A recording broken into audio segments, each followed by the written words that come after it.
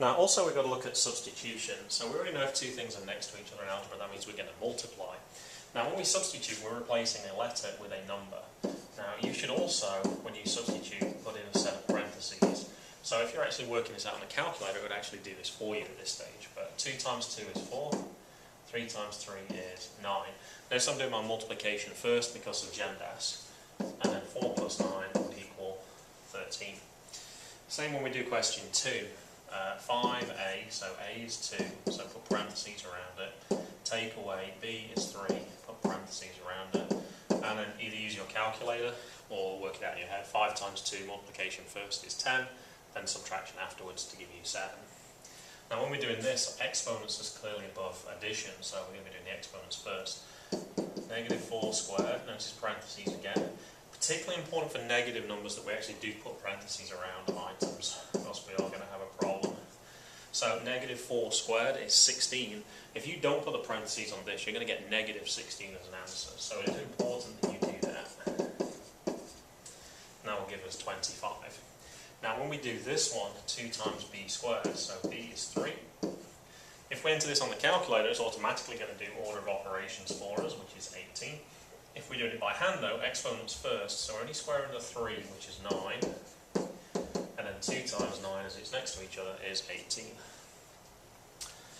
3ab, so that will be 3 times 2 times 3, all divided by 2 take away negative 4.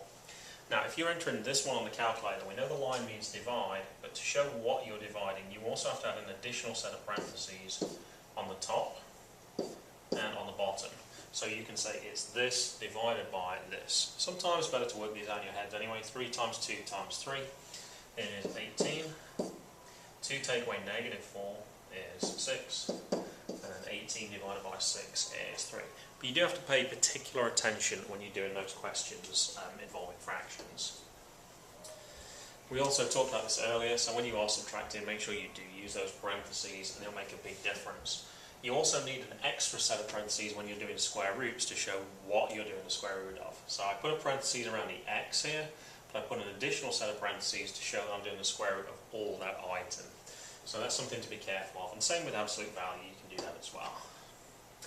Now when it comes to adding and subtracting polynomials, or collecting terms as you've heard it called before, there's a couple of different ways that we can actually do this. We can do this horizontally, or we can do this vertically. So I can see my first term is y squared, so I'm looking for other terms that are also y squared. So I'm going to add positive 5y squared. 2y, I can see I've got to add negative 4y. And negative 3 I can see matches up with 2.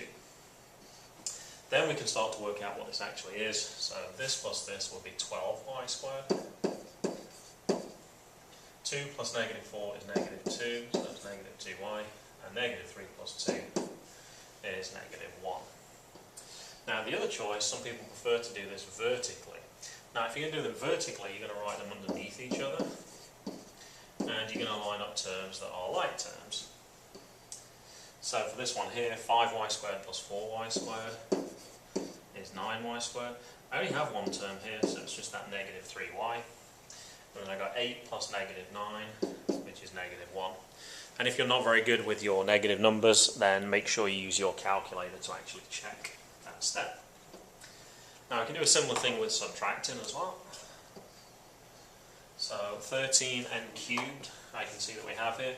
And also I've got to subtract 4n cubed, so that can go there. I got 3n squared, and I don't have any other terms with 3n squared. I have 5n, subtract 7n. And I can go ahead and start to collect these terms together as well. So 13n cubed, take away positive 4n cubed is 9n cubed. 3n squared is just 3n squared. And then 5n take away 7n, 5 take away 7 is negative 2. So in other words, negative 2n. Or if we do this vertically, I write this one here and then I write this one underneath. Now I switch the order around on this one because I'm trying to get like terms matched up. So positive 5y squared, positive 5y squared, negative 4y, negative 4y. 2, and I'm going to put positive 2 here just so you can see what that is. 7 take away 5 is 2. 2 take away negative 4, we're going to be careful on that one, is positive 6.